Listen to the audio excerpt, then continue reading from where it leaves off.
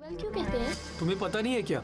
चलो मैं बताता हूँ। यहाँ के लोग मानते हैं कि उस कुएं के पास जाकर जो कुछ भी मांगो वो तुम्हें मिल जाता है। मिल तो जाता है, लेकिन उसके बदले में कुछ ऐसा छीन लिया जाता है जो तुम्हें बहुत प्यारा होता है।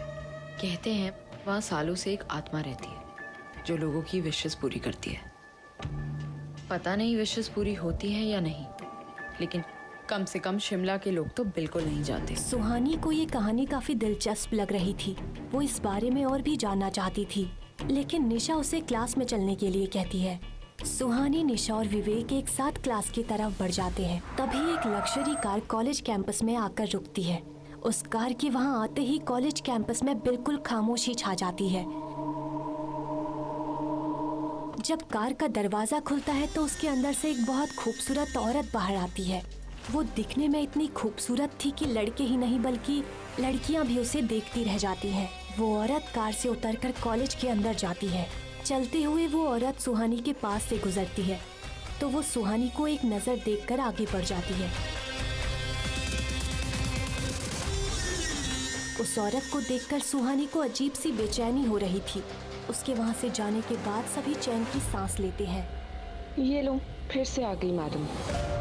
हाँ, आएगी भी क्यों नहीं? कल पुराने रोड पर मर्डर जो हुआ है। ये है हमारी कॉलेज की ट्रस्टी मिस पद्मिनी सिंघानिया। ये बहुत ही अजीब है यार। कुछ लोगों का मानना है कि ये इस शहर में तभी दिखती है जब विशिंग वेल के पास किसी की मौत होती है। लेकिन सुहानी के फिर कुछ कहने से पहले ही निशा उसे और विवेक को क्लास के अंदर ले जाती है। सुहानी ये सोचकर परेशान हो रही थी कि कॉलेज की ट्रस्टी पद्मिनी सिंघानिया, जिन्हें वो आज पहली बार मिली है, वो उसे अजीब तरह से घूर क्यों रही थी।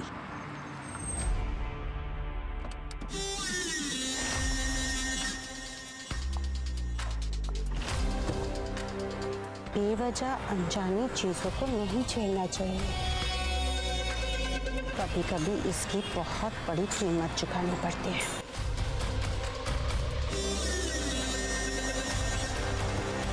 ये अभी अभी क्या बकवास करके गई?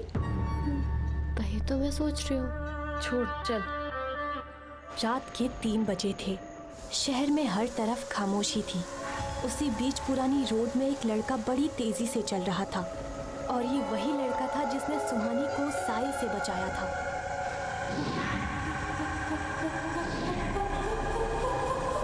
क्यों बचाया तूने उसे? प्लीज मासूम लोगों की जानें लेना बंद करो। तुम अच्छी तरह से जानते हो अब ये मौतें कभी नहीं रुकेंगी। अब मैं तुम्हें ये जाने लेने नहीं दूंगा। तुमने पहले भी कोशिश की थी, लेकिन होता वही है जो मैं चाहती हूँ। कौन है वो लड़की जिसे बचाने के लिए तू मेरे खिलाफ चला गया था? युवराज साई के गुस्से से वाकिफ था, इसलिए वो चुपचाप वहाँ से जाने के लिए मुड़ा। तुम कितनी भी कोशिश कर लो, अब वो मेरी नजर में आ चुकी है। कब तक बचाओगे उसे?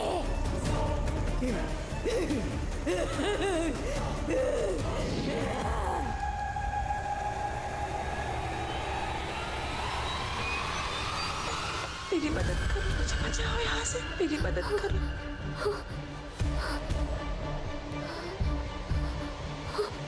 ये आवाज, क्या मैं फिर से सपना देख रही थी?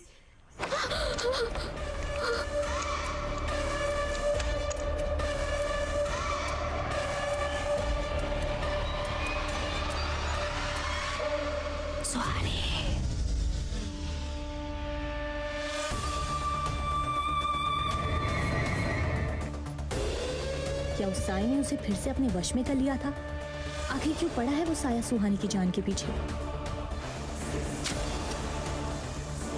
कौन है वो लड़का? आखिर क्या रिश्ता है उसका उस साई से? जानने के लिए सुनते रहिए हमारी सबसे खौफनाक कहानी।